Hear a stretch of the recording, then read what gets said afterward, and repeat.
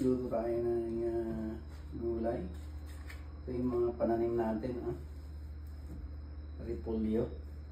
Medyo maliliit lang. Ayan. Tapos meron tayong sitaw, talong, okra, beans. Ayan, sari-sari siya guys.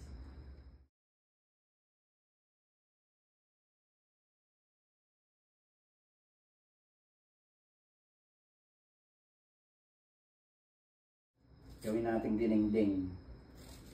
Ito na yung pansahog natin. Bawang, sibuyas, kamatis, sili na buo.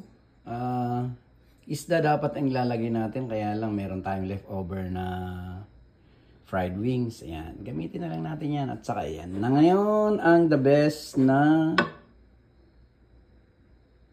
sahog. Ayan. Bagoong. Bagoong po. Ito na. Bisa-bisa. Sibuyas. Bawang.